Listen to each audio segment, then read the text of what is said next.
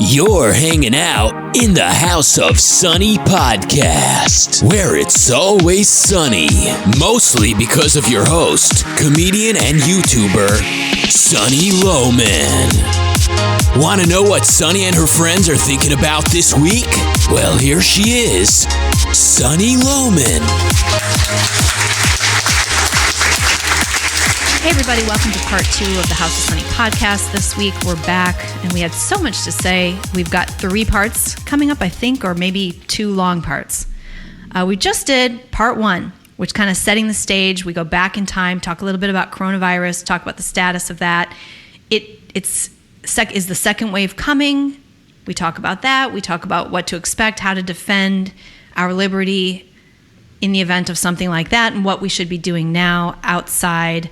And, if you're going to riot, wear a mask. That's the basic message. Okay, so let's get into the cop brutality issue in general, and then this incident specifically. And, okay, so everybody knows what happened. There was a man who committed a minor crime, and he died while the police were arresting him. That's the most general way of saying it. This was videotaped. The video went viral. I have not watched it. Have you watched it, Doug? Yeah. I can't watch it. I just can't watch somebody pleading, I can't breathe. I just can't watch that and then watching him die. So I'm glad that you can comment on it. I'm very visual and that stuff just stays with me. So I'm just not going to do it. It's traumatic. I mean, it's traumatic to watch. Yeah, I can't watch videos. Like when I see a violent video, I usually go, I don't need to see it. It is really disturbing. I think it's pretty much crystal clear. And I think 2 autopsies have now come out because I was actually willing to be so skeptical of everything that I waited for the autopsies to come out. Let's talk about that, though. Don't say anything yet. Don't say your conclusion. I don't want to hear that. Okay. You got to weave the story. Okay. So, generally speaking, we know he died while being arrested. It was videotaped. It looks bad. Everybody got very angry like they do when this kind of thing happens. I think overwhelmingly people across the spectrum of, I don't think this was political. It was overwhelmingly, a lot of cops were making videos saying, oh my God, that looks really bad. So it was kind of universally acknowledged that at least in part what the cops maybe did contributed to his death at minimum. So, and then you had 3, one was sitting on his neck for 9 minutes or something, and the 2 others were sitting on him, and then another one's watching. And so the question is, are all 4 of them guilty? Blah, blah, blah. Okay, so that sparks this thing. And even if I'd seen it, and even if it looks bad, and even if, honestly, this is the kind of thing that I just don't comment on. Because I in my brain, I say, I don't know yet. Because, well, first of all, let me back up. I wish this shit never made it out of the local community where it happened. I think that your police belong to you, and your government, this is your government's fault.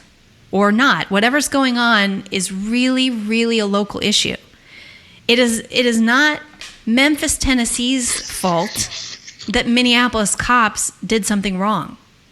It is so local, and you have so much control over the rules that your cops operate under that I don't even want to see this or know this. I know bad shit happens. Mistakes are made. Accidents happen. Some cops are cruel and evil.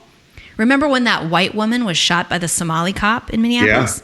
Yeah. Just shot her. She's in her freaking slippers and pajamas outside the window, and he shot her through the window. He didn't even get out of the car. That happened. That guy was an evil, vicious Somali punk. Yep. Okay, so we have bad cops. Bad cops are probably in every precinct. Some cops are run by bad chiefs, and they lead to more problems. I mean, it's a local issue. It's just, I can't get worked up about something happening in Dallas, Texas, generally speaking. I can't get worked up about a local issue Because Black people see this as an example of something that happens in every nook and cranny of this country every day. That's how they see this. So I think that's why it's so upsetting to them. And then, of course, we have all this white ally bullshit and the white guilt that makes everybody have to comment on it and get involved. I'm not going to get involved. I'm not going to get involved unless it's a local issue. I want to protect the people in my community and worry about them. And I wish more people would do that and not jump to conclusions about something outside your own community. I'm saying that a little scoldy. I do understand that I make comments all the time on local issues, so I'm being a bit of a hypocrite. But because these things are so, I think I'm more like that about things when they get heated like this, because I just feel like they get out of control. The Zimmerman thing, Trayvon Martin, whatever. Like, this is just so local. I wish we just wouldn't even know about it, really. And the video recording stuff has made it everybody's problem. And the other thing I do is I don't jump to conclusions, because now, like you said, the autopsies come out, we have more information. You're watching it, you can definitely jump to some conclusions, but you don't know everything. You don't know what the guy did before. You don't know what state he was in. We don't really know why he died until we know why he died. And I just believe in being calm and getting all the facts before deciding that I should destroy a cop's life forever. And I don't think they should have released his name. I don't know. I mean, the whole thing, we have to protect cops to some degree from this kind of pile-on. But I also want to hold cops accountable for their behavior. And I think they need to be held to a high standard, because, they do have the ability to kill us. And one really interesting piece I read in USA Today recently explained why a lot of this stuff might happen. It's that they have immunity, some kind of qualified immunity, that if there isn't a specific case specifically laying out that the behavior that they did is specifically wrong, then they're allowed to do it. It's like, what? Does that make sense? Have you heard about this? I haven't heard that, but, obviously, they're deputized and delegated the power of force, and they have a lot of leeway to use it. And usually the benefit of the doubt goes to the cop. So, they have to be held to a high standard, because most of the time they're going to shoot you. Right. If they want. They could just shoot you, and their buddies are going to say it was justified, and you're not there no one else is there to witness it. So most people are going to say, well, we trust the cops. So right. And there may be a problem in this country or certain localities about how that's handled. And I think that's probably true. I think, there's two problems there. There's a lot of crime there. The high crime areas are way too bad.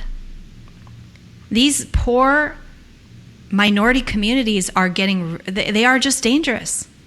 And the cops are going into, war zones where there are a lot of guns and gangs, and it's dangerous. And you get people saying, oh, ouch, ouch, oh, I can't breathe, it hurts. And trying to get out of being arrested and resisting arrest. So when somebody really can't breathe, they ignore it. You can see that is exactly what you would do if you were a cop. You'd be like, yeah, heard it before. It's clear I don't think the guy knew he was killing the man. Watching the video, did the guy know? Did the cop know he was killing him? Well, they charged him with third-degree murder, which is, the authorities that saw it and investigated it believe that it was not premeditated. Okay. That he was not sitting there saying, yep, gonna kill him. Just gonna sit here until he dies while I'm being videotaped. So now these three guys are watching me, and there's witnesses. And I don't know what motive he would have to want to just do that. I think that, if the guy was sitting there for 8 minutes, though, and you can watch it as, he's clearly guy's under distress, and he's saying, I can't breathe. Yeah. And then he stops moving at some point, right? I'm assuming. Yeah. I mean, it's just disturbing. And then I was sad when I heard they didn't try to save him. Yeah, this guy has been, this particular cop, has been under investigation a lot. I mean, this is a bad guy. Okay, so you have a bad cop, and he's and so now you have a process problem. Why was he not kicked off the force? Right, and I have a close friend who's on that force, and I remember they called me when he was getting on as one of his friends and interviewed me about my friend to see what kind of guy he was. And that was like, they did background checks, they did psychological exams, they called everyone he knew, like his whole freaking life, to see the progression of his personality. And this was in depth. They don't just let on anybody. So why are they not also kicking off people that they can see don't cut it, who aren't stable enough? Maybe this is the issue, and it's a union issue probably. Maybe that needs to be addressed. But listen to this. The Supreme Court created qualified immunity in 1982. With that novel invention, the court granted all government officials immunity for violating constitutional and civil rights unless the victims of those violations can show that the rights were clearly established. It's virtually an unlimited protection. Although innocuous sounding, the clearly established test is a legal obstacle nearly impossible to overcome.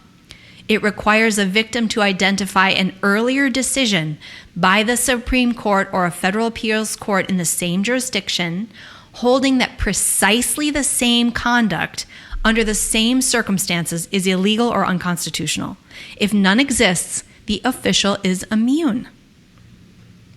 Whether the official's actions are unconstitutional, intentional, malicious is irrelevant. So, for instance, last November 6th, U.S. Court of Appeals held that Tennessee cops who allowed their police dog to bite a surrendered suspect did not violate clearly established law, because it had just never happened. How is that not a problem? Okay, so if you want to change something, like, that's what we need to change. And we need to get these unions to stop protecting bad cops. Well, I think it's also helpful to note that the number of actual people killed by law enforcement, like in the U.S. last year, was, I think, 139. Yeah. So, and, there's other things that say it's more than that or whatever. But, I understand, like, one death at the hands of a cop, that's unjustified. And now that's not saying that those are unjustified killings. That's 139 killings that the police just killed someone. We don't know what happened. How many of those were instances of brutality or excessive use of force or whatever? Mm-hmm. I've heard, like 10, like estimates, like stuff like that. Like, the statistics don't tell you that this is the level of problem that people are making it out to be. Like, this is like, you'd think like thousands or hundreds of people are just getting shot down and mowed down by the cops everywhere. This and clearly does have, we can't look at the convictions, because if you have this immunity, that's a bogus number too. So like, it's kind of hard to see what's happening here actually. But you're right. It's not very, and then there's deaths, but there's then brutality, like getting beat up or harassed or whatever. Maybe we don't have enough facts on this, and rather than like freak out, we could actually try to back up and think rationally about this. And I think people need to solve this locally as much as possible, although this is clearly a Supreme Court issue from 1982. That obviously needs to be looked at, and there must be some other way that smarter people than me, who know more about this, can figure out how to protect Americans from. But let's also keep in mind that and virtually every one of these major cities, they're run by the left. I mean, they're run by that's the other thing. Civil libertarians. They're run by Democrats. They're run by the mayor, the chief of police, the governors, and all these cases, like Baltimore. Not only were they left, but they're, African Americans, that are running the police, the cities, the mayor, the governor. I mean, everybody involved is sympathetic. Well, allegedly to this. You don't see the video of the African American bad cop beating up the African American. Like, those videos aren't going to be shown to you. And that's the other thing that we all need to remember. I watched I didn't see this video, but I watched a clip from this video where this woman, a white woman, talking about she can't get anyone to deal with or address, or, she can't get anything to go viral. Her husband, who was just on a business trip, staying in a hotel, he was a family man with 2 kids. A cop mistook him, or the guy was like one of these bad cops, and he was off the rocker. He was kind of insane. He shot the guy down in the back as he was crawling in the hallway begging for his life of his hotel. And the woman can't get anyone to talk about it because he's white. And the cop was white. So it's just white on white, cop on cop, so it's no big deal. And this just really, also, you have got to read Heather McDonald over at City Journal, and she has a book out too. She's gone over this, and I am convinced by her absolute objectivity and her qualified sources, very, very credible qualified sources, that there is no systemic racism in police departments in the United States overall. You know what I'm saying? The statistics just, in fact, show that people are walking on eggshells around black people. And especially white cops are walking on eggshells around black people because they know they'll lose their whole fucking life if they make a wrong move around a black person today. So it's just not happening. And the systemic racism in the country, I want to puke. I put up with Barack Obama for 8 freaking years.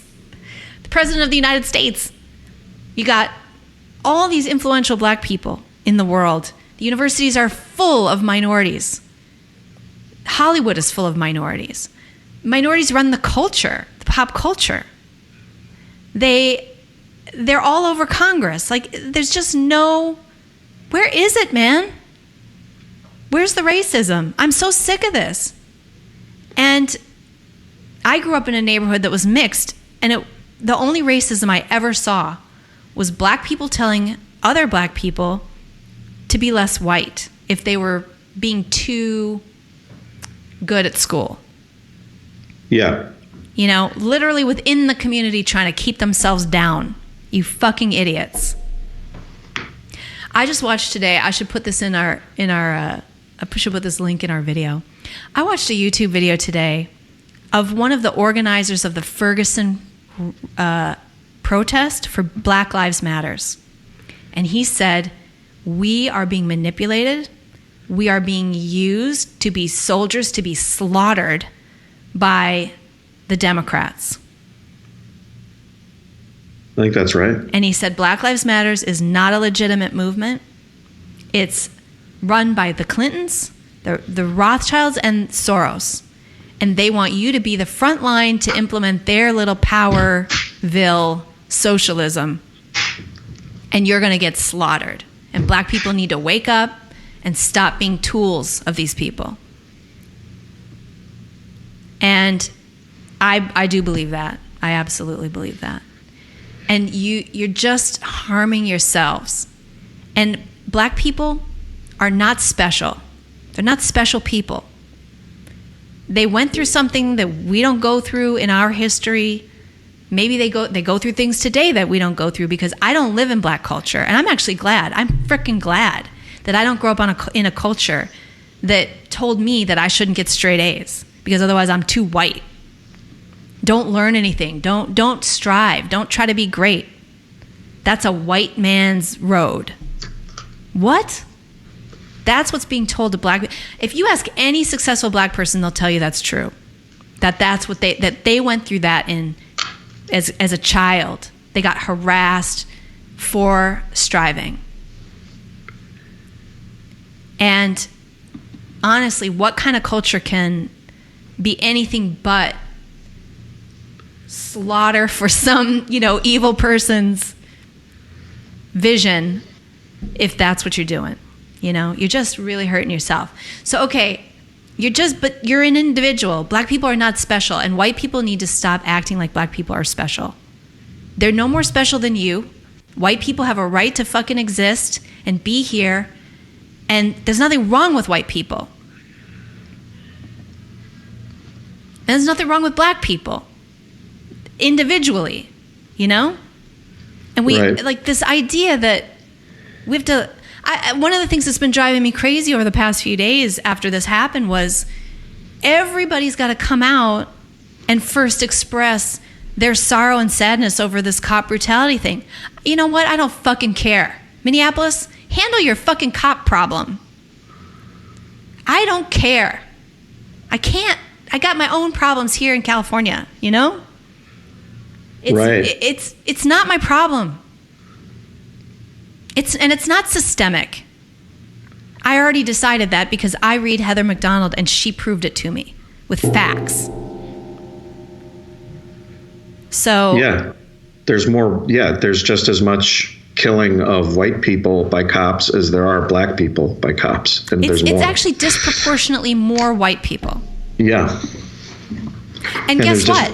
It happens more black on black cop on black perp than it does. White cops are so freaking careful around black people. That's what the statistics show. And so it is not systemic. If it was systemic, if it was the opposite, then I might have some sympathy for all this BS, but I don't. So when I see this, I'm like, this is a local issue. That's a bad cop. Maybe, I don't know. I'm not even going to decide. You have to trust that the citizens, the local citizens are going to demand justice and get it. And maybe we need a Supreme Court, maybe we need a new law so that this weird immunity thing can go away. I would be in favor of something like that or looking at that because, I think cops need to be held to a standard. I also don't think there should be immunity to drug companies for vaccines, but that exists. So what's with all this handing out immunity to people doing things that possibly hurt people? When those people who put drugs into little kids and people who have guns and have the right to shoot you, those people need to be held to a higher standard. And yet they're immune? Something's wrong with that. Right. Yeah. And the review process that takes place when something does happen should be outside of the police department. Usually the police department itself is investigating the police department. So there's all sorts of reform that probably needs to take place, in terms of like reviewing these types of things. I don't think it's ever a bad idea from a civil liberty standpoint to always be holding the police to a higher standard and have a lot of light and transparency over any process that involves, an officer involved shooting. At the same time, recognizing that this is a local thing. It's local and it's not racial. You control your mayor, you control your governor, you control the police chief. Figure out what's going on in your area and try and change it. And if there are bad cops, there are bad people out there, and you got to hold them to account. And I tend to agree with you. I don't see is this like is police involved shootings like the number one problem? Like there was like 139 last year, and most of them were justified. There were like people, trying to stab a cop and they kill him or something. There was, a handful of police brutality situations, and those cops do need to go to jail. If something's wrong, then, prosecute them. But, and I'm sure you're going to get into this in a little bit. Like, do you even think that this issue is really what is driving what we're seeing, across the country right now? Right. Yeah. I mean, that's supposedly the catalyst. It's not. Right. I mean, and we'll move right into that now. And I think this is just going to be two parts because we covered this. So this was the trigger supposedly but I think I just want to make sure that I'm saying, first of all, I don't even think we should be talking about this really. Because maybe we should, but we should be talking about it more on a like, why does this happen to people who are being arrested? It's not a race issue. Why do cops why is this happening? Why do we see so many videos of brutality? And we need to have a calm discussion about that, because there's something else I can tell you. I'm very glad that we have police. And as we've seen in the last 5-6 days, when they don't do anything, shit fucking sucks. Yeah. So you need cops. So you need to figure out a way to have cops and be safe and feel safe, you know? You know, the stats, I think Heather McDonald and others obviously have shown this too, but, you know, blacks are committing disproportionately more crime across the country too. And so, you know, and yeah, I mean, I know we're going to get into this and the left is going to say like inner city and disproportionate crime is all, you know, part of the evil racist system that perpetuates poverty and whatever. So that's another issue. But the point is that these communities, you know, these inner city communities where blacks are committing disproportionately more crime, you know, these people are involved in criminal activity and they're interacting with police more often. Yeah. And so, you know, bad shit's going to go down. I mean, if you've got thousands of people committing crimes and running in gangs and trying to kill each other, you know, see Chicago, you know, the cops are out there, you know, fog of war, people are going to get shot, people are going to get killed. Yeah. You don't care about black lives if all you fucking care about are white cops. Because man, like what's hundreds going on of people in get shot every weekend in Chicago. What's going on in in some black communities is, I mean, that's why aren't you there dealing with that? Like, screw you, celebrities donating to bail out rioters. Like, Black Lives Matter. Yeah, so where are the what? Where's the outrage every weekend when we hear 40 people were shot in Chicago over a weekend, and all the thousands of people every year that get shot in inner cities? But it's a really good point, and it really shows that all that you care about is pitting whites against blacks. That's all these people care about, and it works, and it's getting really bad. I mean, I don't know if you saw recently, but Jimmy Fallon got in trouble for impersonating Chris Rock, and of course he painted his face black to do it. And this was in 2000 or something. Was it that long ago? Yeah, it was a long time ago. A really long time ago. It was like 20 years ago. It wasn't even that good of an impersonation. I mean, and not that that's important, but the point is he got in trouble today. He did not get in trouble when he did it. It was like nothing. Nobody talked about it. It was no big deal. In 20 years, it's the whole white versus black divide is so much worse. And that white privilege is this just automatically accepted idea.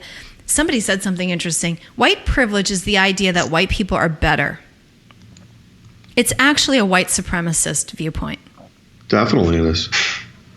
White people are better. They're better at everything. They get ahead. So we have to like have them acknowledge that so that they can throw us a bone, us poor black people. It's a gross idea. So offensive. It really is. Offensive. It's unbelievable. To raise your kid with that idea couldn't be a bigger chain around them. That you have no their agency. Skin color, no agency. You're just a pawn. Black. Yeah. So that needs to stop. And black and white people in this country need to stop being at odds with each other and stop being manipulated by these people. It is a manipulation. The facts do not support it. And black and bad cops exist, and they also shoot white people or beat up white people or have their dogs bite some white person. A Somali cop shot a white woman in her pajamas who couldn't have been less like a criminal, you know? Yeah. In a good neighborhood. That happened in Minneapolis 2 years ago. Where was the riot? Where was my riot? Because she looked like me. It's ridiculous. And that, I got upset about that, but I didn't get that upset about it. I'm mad that mostly because it was a Somali, and I'm upset about what's happened to Minneapolis, my hometown, because of the 100,000 Somali immigrants. I think that's an outrage.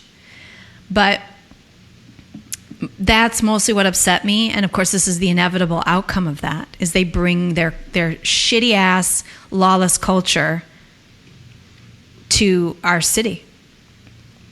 I don't know if you heard, but Ilhan Omar's daughter was like providing, tweeting out what supplies the protesters needed. Yeah, she was aiding and abetting they were not the protesters. Oh my God, did I just say protester? Oh my God, I've been brainwashed. Yeah. Okay, so this thing happens. We shouldn't have paid attention to it at all. We shouldn't be jumping to conclusions. The toxicology report has come out. He was on fentanyl. He was on meth. What else? He died of a heart attack. Well, now they're saying asphyxiation. I think it was heart attack caused by some sort of pressure on his aorta, or, it was like a combination. And then, of course, all the drugs in his system. And if you watch, I watched a really interesting video by, oh my God, who's the guy the Dilbert cartoonist, Scott Adams. He came out with a video last night saying, this is a fentanyl overdose. Because what happens with fentanyl is you stop, your airway gets obstructed. If you're on fentanyl, you have to be careful how you sit in a chair. Because if your neck falls forward, you'll die. Because your instinct, your sort of natural built-in reflexes and instincts of waking yourself up even when you're passed out drunk, apparently. In fentanyl, they don't work. You just pass out and you suffocate. Well, now Michael Baden, who is a famous coroner, was on Fox last night, and he said he did an independent autopsy and concluded that the guy died of asphyxiation. Okay. Tell me more. That the medics tried to do CPR with him in the ambulance. They were unable to find a pulse. That he had a cardiac arrest. They tried to shock him, and the shocks didn't work. He was dead before they put him in the stretcher. So it was basically that he died of asphyxia due to neck and back compression that led to a lack of blood flow to the brain. Okay. So there was like initial autopsy, but I think it's pretty clear that. But could he die from that because he passed out from fentanyl at the time? Could it be a combination? And if it is, that guy's going to get off. And that's what Scott was saying, is like, that guy's going to get off. Because if there was enough fentanyl in his system, it can be shown, because it happens all the time, he said. There's no discussion. Baden didn't discuss fentanyl or drugs in the system at all. Yeah. So I have not heard that theory that he had fentanyl or meth or whatever. So I have not heard that. But yeah. It's just I think, okay, what's your conclusion? My conclusion is that I think the cop killed him. Yeah. And I think the cop I don't think it was first degree murder. I think there are people saying that they are trying to argue for premeditation. I think that would be an overcharge, and the guy would probably get off if they try and overcharge him. I think it was third degree murder. And, I think this cop has a checkered history of this kind of abuse. So, if you watch it, the guy was handcuffed, and the cop had his knee on his guy's neck. And so it was clear, that caused the guy to die. And I think the autopsy shows that. Now, was the cop trying to kill him and murder him? I don't think he was. I think he was trying to restrain him in a pretty brutal and kind of a vicious way. Why would you sit on someone's neck for 10 minutes that's handcuffed anyway? Why would you do that? Right. It doesn't make any sense. Under what rules of engagement is that? And maybe, I don't know, maybe it is. I wish we had a cop on here to explain. Is that ever justified? I've never seen that. I've seen a lot of, I'm like a live PD groupie.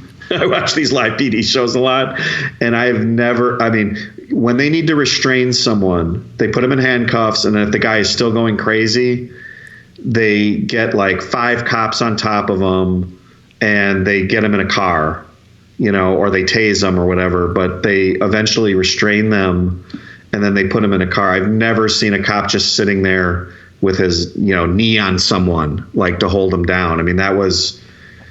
It seems like the couple guys on the rest of his body would have been enough. And the neck too. That, like, imagine being in that position yourself. You're on the asphalt. You got two guys sitting on you. It's already hard to breathe. And then you got a guy pinning your neck to the pavement with your neck turned to the side. And I don't know about you, but I would think that I would almost have to go into a meditative state just to deal with that, because it would be like torture. Yeah, and I mean, put it this way: if this cop had done this to my son, I would want this cop hung. Yeah. Because there was no reason to do this. I don't even think the crime. I forgot. I think the crime was like a counterfeit bill or something stupid. $20 bill. And they handcuffed the guy or whatever. So the guy deserves his day in court to explain, and there should be due process. I don't think there should be mob justice, and I think they should investigate it, figure out what happened. And, they've done an autopsy now. It was clear the asphyxiation killed this guy. But your point is, okay, this is a local issue. Cops kill people. They do. And there's going to be incidents every year of excessive police force. There's really evil cops. There's great cops. This happens, and there's black people that murder white people. There's black people that murder black people. There's evil people in the world. Yeah. The question, though, for us is this part of some endemic system where blacks are just systematically being murdered and mowed down, and there's nothing they can do about it, and they have no recourse, and justice is completely out of the question. These people are just getting away with it over and over again, and you've got these rogue cops just shooting people down the streets. Is that happening? No, I don't think that's happening. And the statistics don't show that. And I don't think anyone can show that. I think you can point to cases of where this happens, and it's awful. And I think in our past, I'm sure it was a hell of a lot worse 50 years ago, and it was a hell of a lot worse 100 years ago when, lynch mobs would literally lynch people and hang people from trees. That's right. I mean, this is part of our past. It is part of our history, but it's not a part of our present. And so...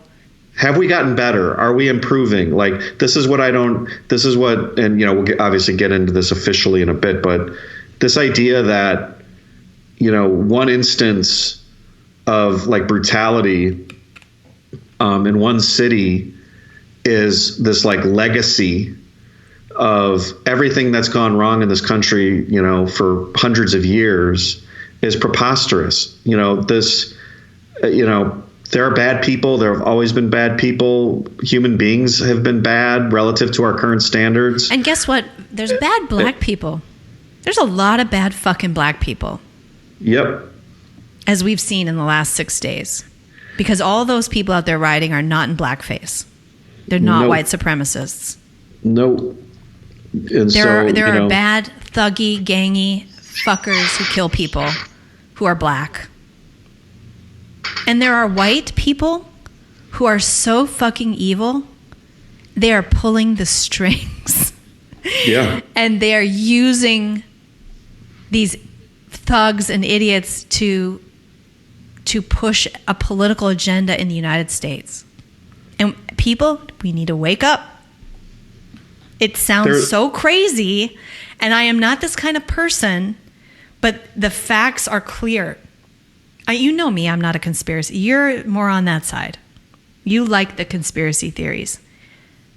And I previously have kind of been okay, truth. Doug.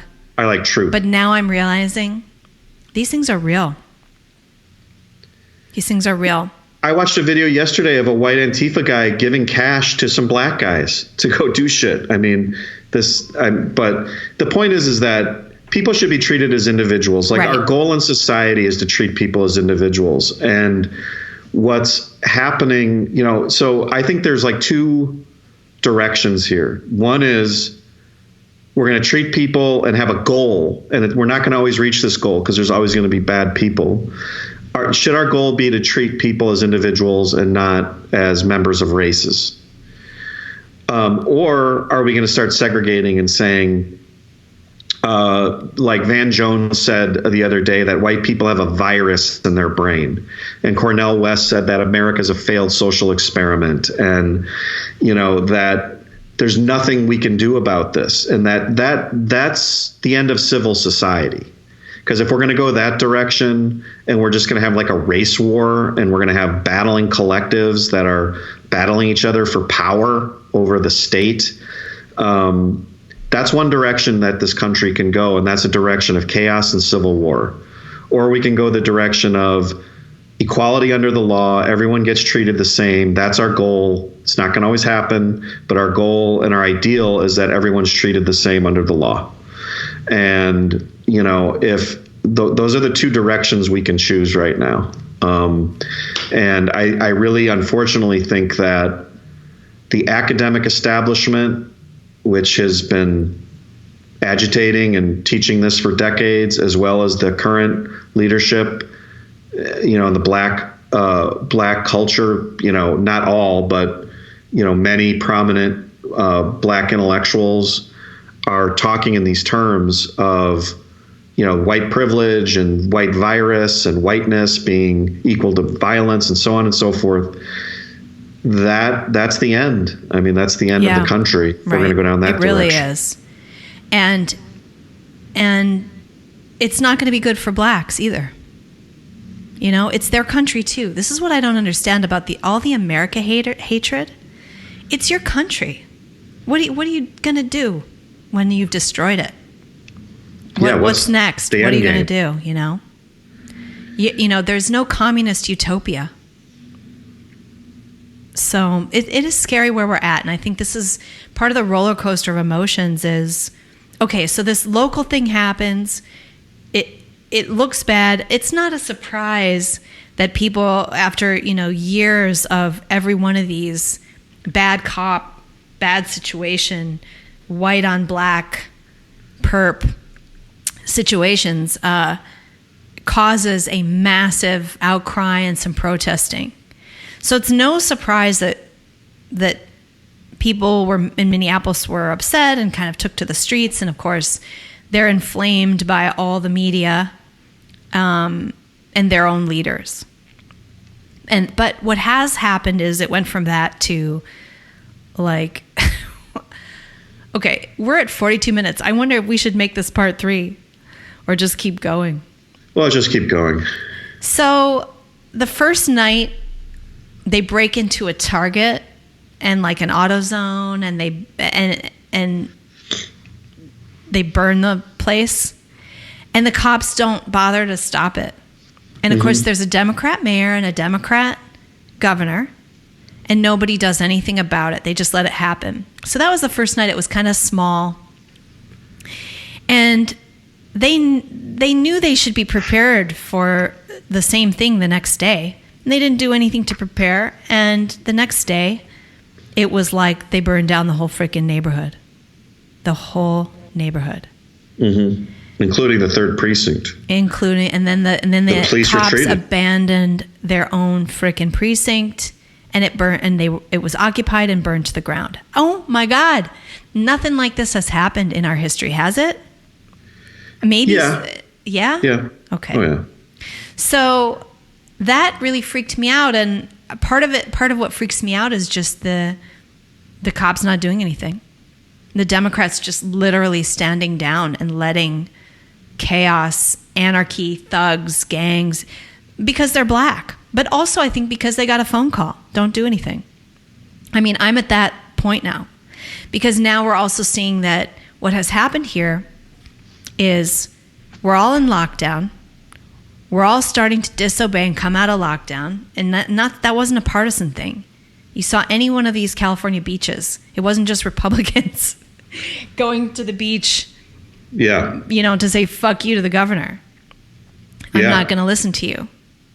That was happening. People were coming out. Lockdowns are being lifted. The economy was going to roar back to life. We can't have that. And not only that, I think that it's an election year, and there is so much evidence that the Democrats and Antifa have have planned a riot, with the next spark, just being ready to plan this, what we've seen, and to stoke it and make it happen, because it takes two things. It takes three things. Angry people who want to protest, and, the spark or whatever. It takes people breaking. You saw the videos of the Antifa guys breaking the windows of the AutoZone, creating that first moment, I guess, possibly, when people broke into the stores. So it takes, that first person who breaks the window and turns it into a riot or burns something. And it's clear that Antifa has been part of that. And Black Lives Matters, that those two domestic terrorist groups have planned this. They spread out. They arrived in the cities. They're putting pallets of bricks in front of stores and buildings. And they're doing other things. And I mean, there's just putting gas in bottles. There's so much at paying people, distributing Molotov cocktails. They're stoking this into riot and violence. And then once that starts, you need the authorities not to do anything about it. And the longer they don't do anything about it, the more people go out. To the point where, Doug, you shared with me a video that just cracked me up. There was a bunch of freaking young, Midwestern-looking white kids breaking into a gas station to get a Snickers. Because, woohoo, it's like the cool thing to do is get a selfie. I'm at the riot. Ah, yeah. Yeah. And then the owner shoots a couple of rounds off and they all go running out. What? Shit. I didn't know there would be guns, Mom. So that is like, those kids would not be out if it wasn't already like 3 nights of just unresisted rioting. Right. So you've got opportunists who are just out there to it's just the fun thing to do now. And then you have celebrity culture bailing out the rioters, and like, it's cool, man. It's the cool thing to do because there's been no repercussions. If people got shot rioting, you wouldn't see the crowds that you're seeing. Well, you need 2 things for this. One is, remember Giuliani's broken window theory, where if one person commits a crime, they get arrested. You don't just let a bunch of people commit a crime and then come in later and try and fix it. Like if there's one broken window, that person goes to jail, and you start arresting people immediately. You don't tolerate anything. So, as soon as they let the cat out of the bag and you let someone burn an AutoZone and you let someone crack some windows, and it contributes to the sense of lawlessness. So from a policing strategy, this is the policing strategy of the last few years. It's let it go, let them burn a few cars, and they're all going to go home. They've been testing the waters. You saw it in Portland with Antifa, where they just stood down and they let them take over. They were just exerting their power and directing traffic. No, there was no point to this. Yeah. And we're all watching this going, where are the freaking cops? Yeah, what are you doing? This was a trial, And then we saw the same thing in Berkeley when they trashed the Milo Yiannopoulos event, and the cops just stood there and watched.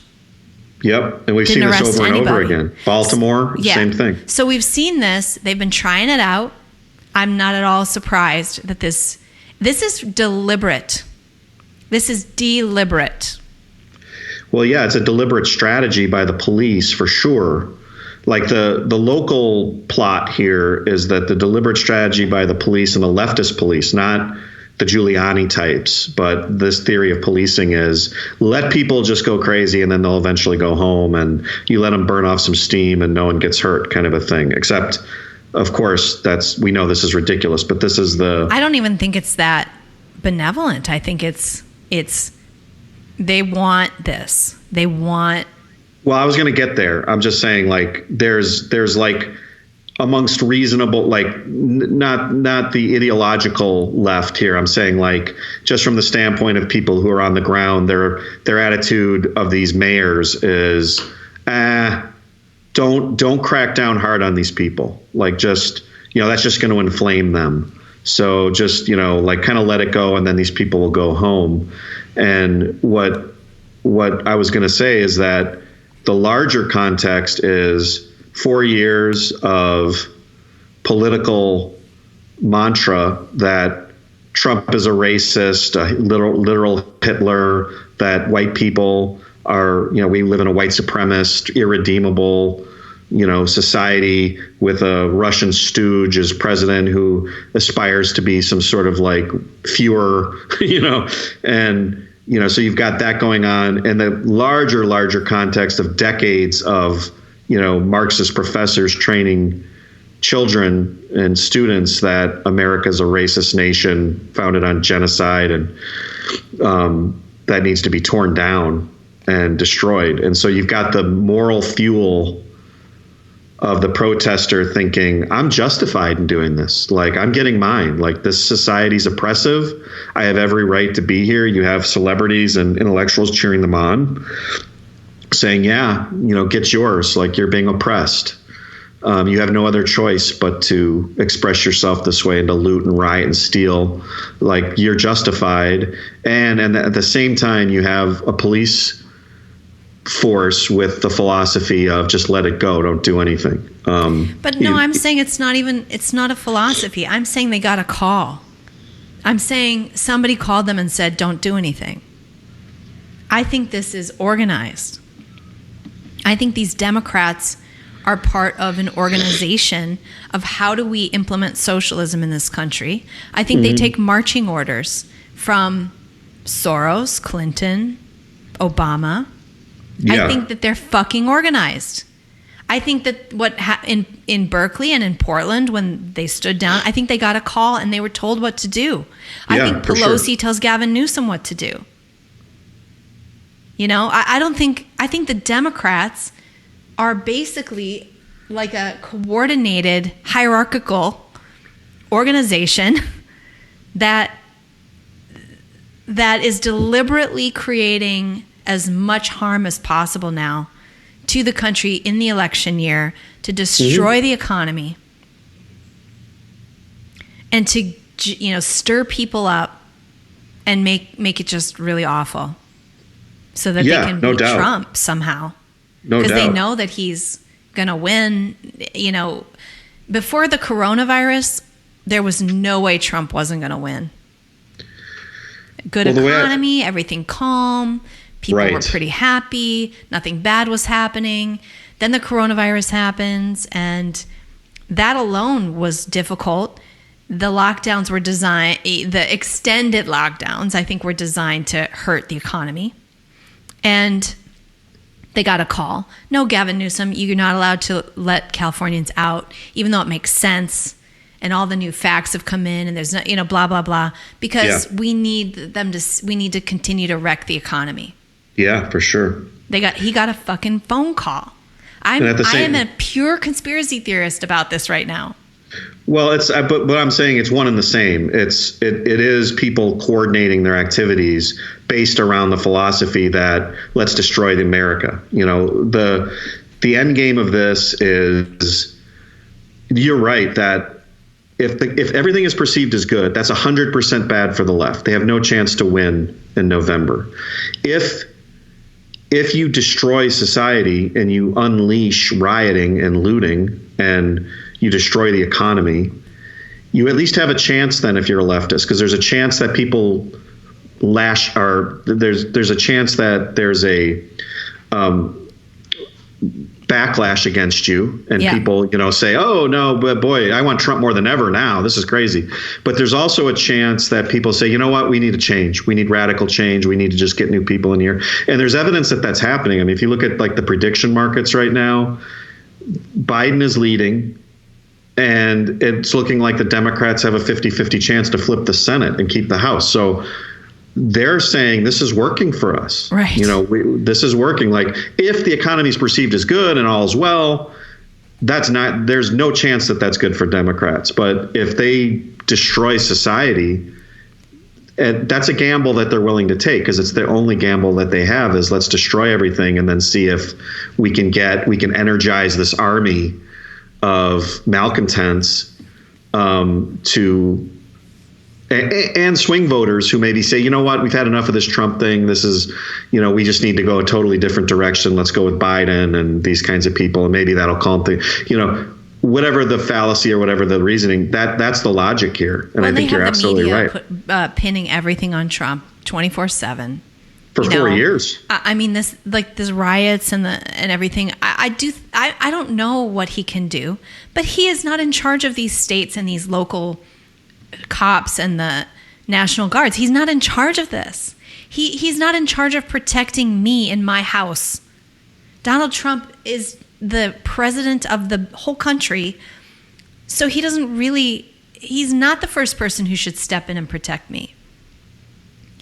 And it is an overreach for him to take over the National Guard or send the military. And that is a huge overreach that shouldn't just happen.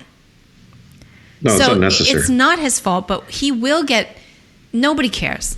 And if the economy is crushed, well, honestly, we were already in a really bad place because of the extended lockdowns. And now this kind of destruction of wealth and the cities, it's still going on today. So How bad is this going to get before it's done? He will be blamed months from now when people can't feed themselves and when there's no freaking beef in the store, which is another interesting thing. If you listen to Amazing Polly, she does these videos on YouTube. Yeah, she's great. She did a video recently talking about the meat packing plants. Mm-hmm. And she's like, what is with the meat packing plants? Like, why there? Why not the other kinds of packing plants? And why doesn't this make sense? And why aren't we seeing outbreaks in other types of manufacturing? Why is it this? Uh-huh. And then she traces down, like, they're all owned by the same 3 companies. And those people are involved with Bill Gates, who are involved with this, like, manufactured meat that you grow in a lab. Ooh. And, I mean, it's, okay. Like, you gotta...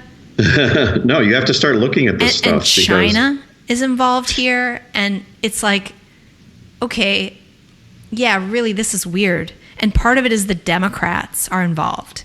And if the Democrats want to really scare people, have them go to the grocery store and not find meat.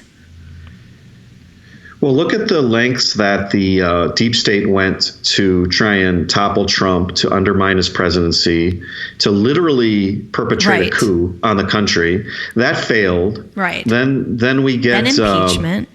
We try impeachment. That fails. We get the COVID thing. That seems like that's waning now. Yeah. And all of a sudden now we have riots. I mean, there's kind of a pattern here, no? I mean, right. And they're all kind of extraordinary. I mean, the Russian collusion thing and the coup, the attempted coup of the and the unmasking and the Flynn thing and all the stuff coming out, it's freaking extraordinary. It is so bad and so unprecedented. And they were willing to do that. You don't think Obama is fucking involved in this? And these riots? Honestly, he made a phone. These people are hierarchically organized and they are trying to take down our free country and implement their little power structure in a socialist nation. Well, just look what George Soros has been doing over the last couple of years in terms of funding district attorney elections. Right. And this is well known. I mean, this isn't a theory. Just Google it. Right. George Soros got, the current DA in Philadelphia is a Soros guy. And this is a guy that's also in Minneapolis. They're very averse to Keith Ellison is an Antifa guy. Yep. So at the local level in these cities, you have radical leftists that are controlling and running these cities, and they do treat the inner city as their fiefdom. I mean, this is the source of their political power.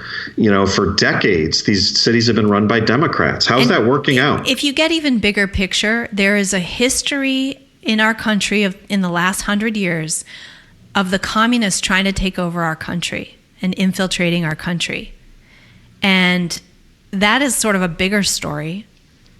Since World War II, it's been very bad.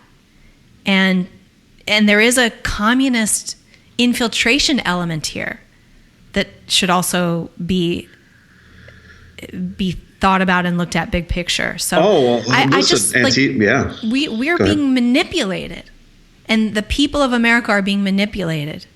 So I wanted to mention, there's this article in the Epoch Times, Cities Burn But None Dare Call It Communist Insurrection by Trevor Loudon. And he provides in this article, and I'll link to it, a bunch of sources that show that it's organized. That this riot and the way this protest went is organized.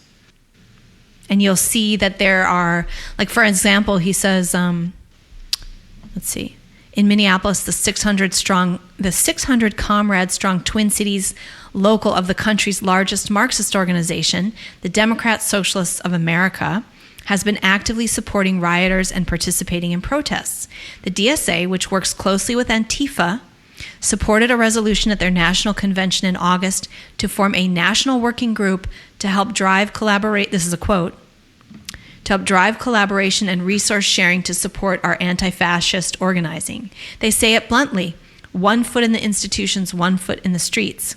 Mm-hmm. On May 27th, Twin Cities DSA issued a call, and this is all, he has links to all this stuff, issued a call on social media for help to comrades for supplies at the same intersection where the AutoZone burnt to the ground later that evening.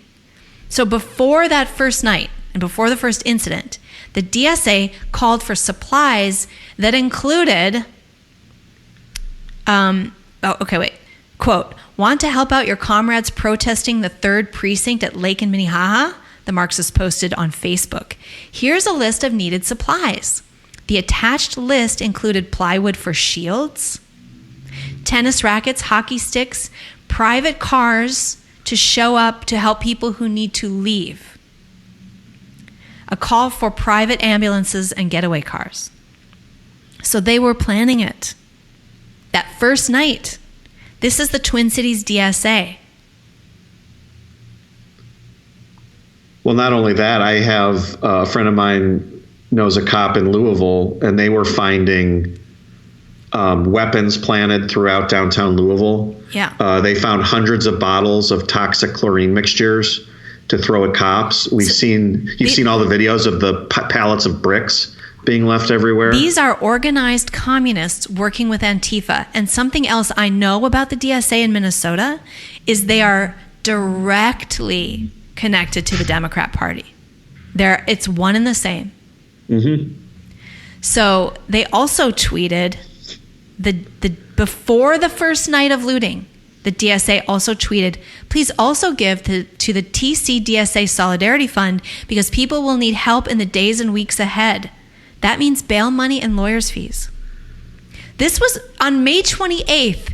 This is what they were tweeting. Give us money, give us supplies, go here, take your supplies there. We need getaway cars. We need weapons and shields at Minnehaha. You guys, this is planned.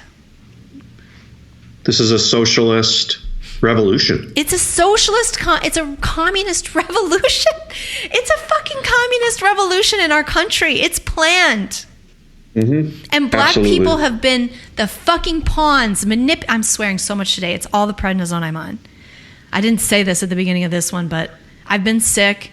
I've been in the hospital. I'm back on prednisone. I'm getting out of control. No, you should get out of control. You are naive if you think this is just some organic, black people are mad, and no. Black there's people instigators are being manipulated. Everywhere. There's instigators in all these cases. They're finding, a handful of people, mostly white kids, Antifa kids, that are instigating and starting it. And, you've actually got a lot of black people. I've seen videos of black people saying, get out of here. Like, you're ruining, Right. And so, they're absolutely. And again, this sort of anarchy in this playbook has been the playbook for 100 years. I mean, the idea is to, incite revolutionary change, and you do that by creating chaos. And right. I mean, we had an anarchist assassinate McKinley. I mean, yeah. This has been going on for 100 years throughout Europe and the United States. these people sow this kind of discord, and this is their last gambit. I mean, this is their. I don't know about last, but it's like this is how they do it. Say last. This is the playbook. We're in the midst of it, and they have been growing. And Trevor Loudon continues. The DSA now has 66,000 members nationwide.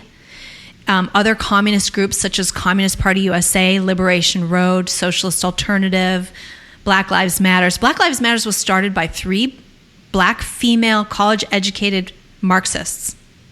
It is not some kind of grassroots black organization that isn't communist. It's a communist group. And Antifa can mobilize tens of thousands of militants and organizing cadre at short notice. During the Ferguson riots, for example, in 2014, the pro-China Freedom Road Socialist Organization, now called Liberation Road, and its allies claimed to have brought 10,000 activists to St. Louis to swell the ranks of the rioters. So this is what these people are doing. This is their plan. There is evidence of this. This is not some crazy conspiracy theorist that I'm going on and on about. Go look at their tweets, their Facebook pages. This is happening. No, I'm reading an article right now about that police are saying there's a highly organized effort to orchestrate violence all over the country. And they're citing, I'll link this on my Rational Capitalist Facebook page, but these are Antifa, they're caches of flammable materials. They're finding bricks everywhere, and the same stuff were happening. Yeah. This is like clearly highly organized. I mean, this is their chance. This is their, if you're Antifa who believe in direct action, that's their mantra. Antifa's not interested in debating you. They're interested in crushing your skull if you don't agree with them. They believe in direct action and revolutionary action, and this is their chance. And they're taking it, and they've been waiting for this, and they've got funding. And we have to recognize, and I think Trump's decision to designate them as a domestic terror organization has to happen. And we have to recognize that these people are intent on overthrowing the government. Yeah, and not just Antifa, but all these communist groups. Black Lives Matters, Liberation Road, all of these groups are doing this. I don't have any hope that anything is going to be done. I have no hope. Is the FBI going to do that? The FBI is infiltrated, obviously. Is Barr going to do that? He can't even freaking arrest James Comey. Yeah. For a coup against our fucking president. Like, we haven't seen a single person held accountable at the top level for their high crimes over the last 10 years. We haven't seen a single. Lois Lerner, she got off. Yep. James Comey, where are my indictments? Peter Strzok, I think he's still employed. And Peter Strzok and Lisa Page and Andrew McCabe and all these people. Rob Rosenstein and what's her face? The unmasking and the Susan Wright. Sally Yates. Yes. Just goes on and on and on. Hundreds of people should be arrested in Washington, D.C. for what they have done to American citizens, using their positions of authority to subvert our fucking democracy. And they are probably communists. Well, John Brennan is. Right. John Brennan voted communist. He was a CIA director. The CIA director is an overt communist. So is James Comey. So this is the situation in this country.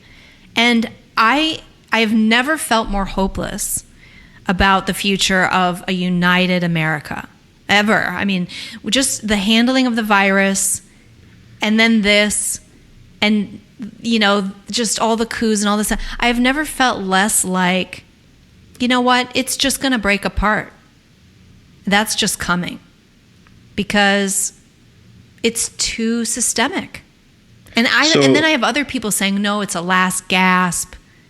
Things are going to happen or whatever. But I don't know, man. I got to start seeing something soon. I'm not getting discouraged. I'm going to fight and fight and fight and fight. And I do think, if more people do that, we can't get discouraged. We do need to, more than ever, we have to stand up and get involved locally for just your own community protection. Because when the shit hits the fan, whichever way it goes, if you don't have community locally, if you don't know what's going on locally, if you're not in position, right now, everybody needs to get involved locally with this idea that communists are literally trying to take down your country. Honestly, what do you give it, Doug? 10 years? Well, I almost see this as like the 1905 Russian Revolution, where, they had the Bloody Sunday and the riots, and then it was put down. And then 13 years later, you have the Russian Revolution. So, yeah, the thing that I have hope for now relative to like the situation in Europe at that time, at the turn of the century, where, you ended up with World War I and the Bolshevik Revolution and communism, is that there's such a large amount of people in this country that are awake and are alert to this and will oppose it. It's not like, all right, we're like 5% of the population, and then there's like 95% of the population is this constellation of like leftist groups just fighting each other. There's like, 5 or 10% of the population is like hardcore radical left. And you've got a lot of, I know some reasonable Democrats, like people that are a little more democratic, but they're like, this is crazy, this has to stop type people. So I have some hope for them. And then you've got 50% of the population that's like ready for a civil war on our side, that are like, we see this coming. Yeah. And so, if there's radical change, I think it goes two ways. I think one is, they're somehow able to control. We see like the Democrats flip everything in the fall. They win the presidency, the Senate and the Congress. They're still going to have an uphill battle nationally because the Republicans are pretty good at being minority party people, because that's when they finally get principled. But so they'll have a problem doing things, but we'll slowly start to see they'll have a long-term consequence on the Supreme Court and everything else. But that's not like an immediate problem. But it'll be a big problem. I think and if they go that way and they get an AOC and her ilk start to take over the Democratic Party, that's like a 5-year descent into madness and Green New Deal. Mm-hmm. And that's where you have a new Tea Party thing form, and you start to see the Civil War go the other direction, where we're in the streets. We're in the streets, because I think that people are done enough. The people on the right are awake enough, and they have guns, and they're just look at, like, they won't wear a fucking mask. Yeah, right. This is not going to go over well. So the other form of radical change would be like if this continues in these cities and this sort of anarchy keeps going, you're going to have people obviously moving out of these cities. Mm-hmm. And it's going to be like Escape from New York, that Kurt Russell movie from the 80s, when they just walled off New York and said, and so, and you're going to have a lot of people probably moving, and you're going to have some political realignments, and the cities will gain, those will just be like shitholes, and you might have more decentralization. That's my hope, is that people are like, screw this Trump, Pelosi, Schumer clown show and these cities with these stupid leftists. I think that has to happen. We need to make sure our sheriff is good, our mayor is good, our city council is good, and we'll stand up to people, and we've got guns, and we need to protect our small community.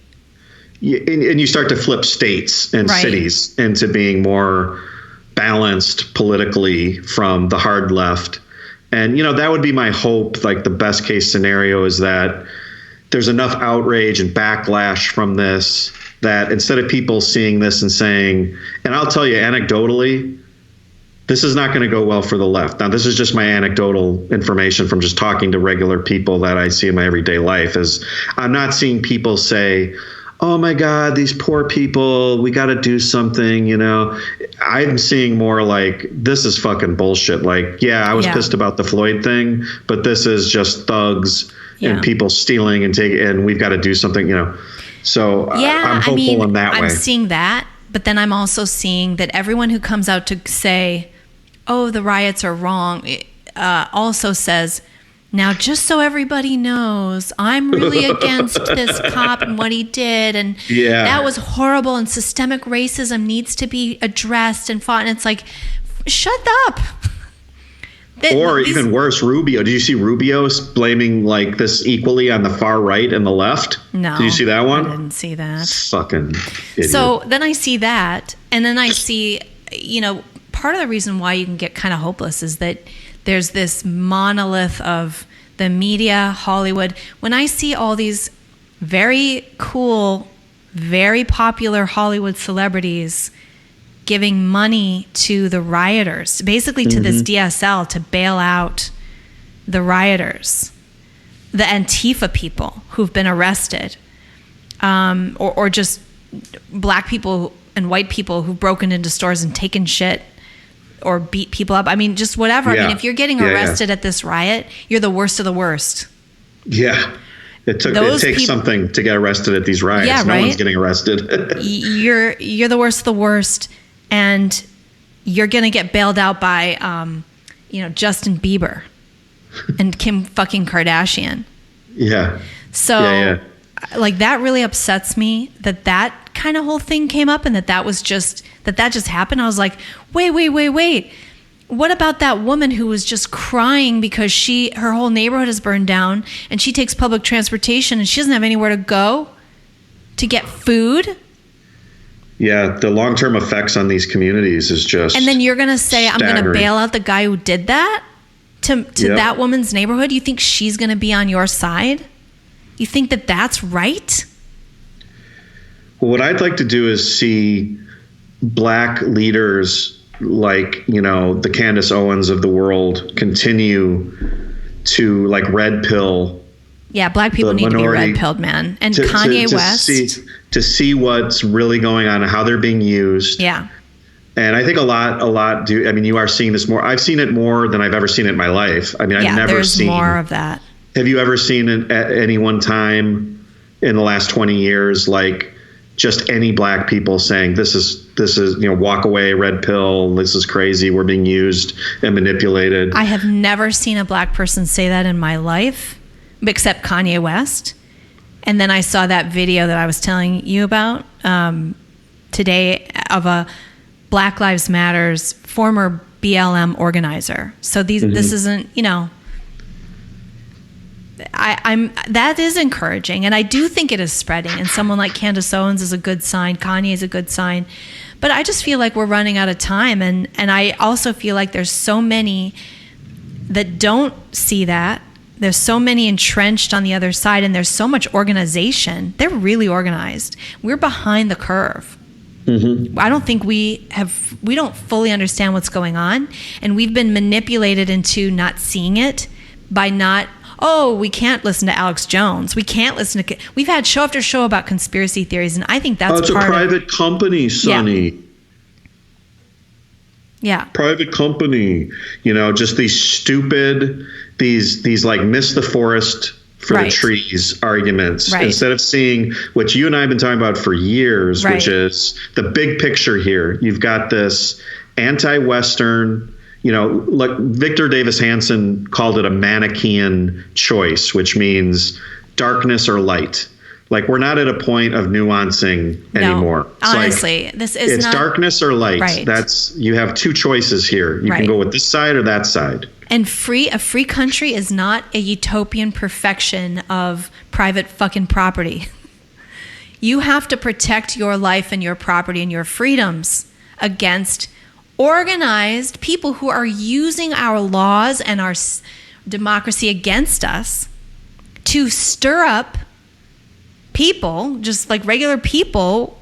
They're causing this because they've infiltrated the critical communication and education areas of our society. The media, Hollywood, and the universities are gone. They're owned by the communists. And politically, they're organized. And they have groups, and they're freaking doing it in front of our faces. And then when somebody says, hey, they're doing this, then that person's called a conspiracy theory by our own side. Yeah. No, that's crazy. So everybody, it's actually real. And people, it's not, you can't ignore it. Well, the I don't think tipping our point listeners for me, ignore it. I think our listeners get it. I think the tipping point for me and you have to kind of watch out for this, is when I've thought to myself, I know people that are sort of like maybe leftish, and you think about saying to them, okay, so what if they come to your house and burn down your business in your neighborhood? And I think to myself, you know what? I think those people would say, you know what? I deserve it. Meaning that there's a level of self-flagellation and self-sacrifice and original sin type thinking on the part of a lot of like white people that have been brainwashed into this white guilt thing and this white privilege thing, to the point where I have a friend of a friend who had told me, or a relative of a friend who had said his own brother was like, well, maybe I deserve it. Oh, Jesus. Yeah. And that, because it's one thing to say that theoretically, but then at some point say, oh, wait, they're at my house now. This is crazy. I can't tolerate this. There are people who will die for their cause, meaning they're so morally, guilt-ridden. I deserve this. To be looted and kept down and lose my freedom. And that's where you get a real revolution. That's the people are willing to die for the cause. This is why I refuse, this is a really interesting point that I just had in my own mind. This is why I actually am okay with the sort of extreme right. And I see a use for, like, I've been sympathetic to and okay with the people, like when I was sort of supporting the lockdown and there were these shrill, crazy people on the right who were saying, we gotta, like, it's like conspiracy theory, the masks are a tool of oppression, and every lockdown is an overreach, and the economy is going to be, the people who went nuts over that, I felt that was not right. But I need those people in the world. I think that you need pressure. And we need a huge amount of pressure and backlash against multiculturalism. I'm not a white supremacist, and I don't support any of that, but I'm not gonna say anything about it. I'm just not. They're not the problem in the world. The white supremacists, they're not keeping the black man down, and they're actually providing a service, which is pushing against the narrative that white people should just fucking lay down and be guilty. They're an element that's pushing back against that, and that is really needed. We need a pendulum swing. And the people who are bold enough to say, I'm white and I'm not gonna fucking apologize, and like somebody like me who's saying, black people, you're not special. That's a bold statement in today's culture. Yeah. But you're not. You're just like me. You're an American citizen. You're an individual, and so am I. You're no more special than me. You're just a human being. You don't get special treatment under the law. You don't get special moral privileges to loot a store because of any reason. And really, that's the essence of and this is why the Marxists have moved from the labor Marxism into the race and grievance, because they see an opportunity to express entitlement on a footing that can be justified and with guilt. Yeah. Because they realize that, well, workers weren't really suffering anymore under capitalism, so we can't really use that one anymore to assert government control and state power, saying, well, the workers are being exploited. So they went to the next thing, which was, oh, yep, you're being exploited. The blacks are being exploited and held down, and minorities and homophobia and blah, blah, blah. Yeah, I'm tired of it all. I don't care. If you're trans and you don't know where to go to the bathroom, I could give a fuck. I don't care. I'm not going to take that problem on. Life is hard. The world is not perfect. Figure it out. Oh, you get a sideways glance? So what? Too bad. Don't be a trans. I don't know. I mean, I'm losing all my compassion for any leftist cause. I'm just fucking against it. Because they're commies. They're trying to like whip us all up into a frenzy and take each other down. I hate seeing people on the right adopt these apologetic. This oh, we've got to be so overly compassionate for The virtual signaling. Yeah. No, we don't. I would rather be free and an individual. That's more important. That's the cost benefit thing again. I do care about people. I do want to care about people. But if they're trying to use that to take away my freedom, no. The greatest expression of benevolence and goodwill towards people is treating them as individuals and just saying, you live your life and I'll live mine and we'll be treated equally under the law. I think the most offensive and sort of like racial way to treat people is to see them as, oh, you poor thing, you poor black person. I'm the white guy who's going to tell you what to do and help you, and I'm going to come to your rescue, and you need special entitlements, and I'm going to give you money, and blah, blah. What a fucking... I remember that Man in the Street thing where they were talking to these Berkeley kids about, like, do you think voter ID is racist? And they're like, yeah, because black people, they don't know how to find the DMV. Oh my God, yeah. They don't know how to get in. And then they go to the black person like, yeah, I have ID. What? Yeah, like I couldn't, cash a check without an ID. Like, what are you talking about? And this is the inversion that's taken place, is that the most racist people in the world are these leftists who regard black people and minorities as their children. Yeah. As like retarded children that need to be propped up and given special entitlements, and it's all an effort to make them feel good that they're pursuing some sort of moral idealism through the civil rights action, when really, if you want to treat people with respect, you treat them as equals. You say, you're not special, I'm not special, we're the same, and if you earn my respect, you earn my respect. And if you don't, you don't. And I'm going to just treat you like any other individual. That's the way to treat people. That's the respectful way to operate in society. Now, here's an interesting little news item that popped up here. Adidas voices solidarity while closing its stores. Is that not a freaking headline of our times? Yeah, perfect. Oh, my God. I just hope that normal people... I hope there are enough of us.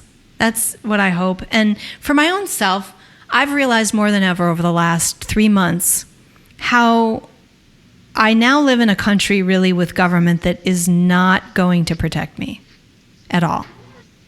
So I kind of have to be a little bit more, they're not going to protect me from a virus.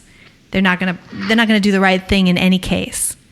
And, I'm worried about what's going on here. And I just think, I'm going to try to start small and focus on my community here, and finding the people here who are like-minded and trying to get organized. I mean, I think like the 3%ers or, we need to start organizing to protect the Constitution and protect our communities, because the government's not going to do it. I mean, I guess unless you live in a red place, which I don't. Well, yeah, and even then it's tough. And even then it is tough, yeah. And what's kind of interesting though is because look at Virginia. So. What these people that want to abolish the police? What are these Marxists? Who are they going to go to seize the wealth and to control everybody when they want to run their Marxist utopia with central planners? Who are they going to rely? Maybe they're doing us a favor. I don't know. You know what I mean? Yeah. Well, so I think we got to end the show there, and I'd really like to hear from our listeners just what they think of all this stuff and where they see the future. Maybe I'm kind of like, I'm not going to be the motivational speaker today. I'm kind of an optimist, but I'm not feeling that way right now.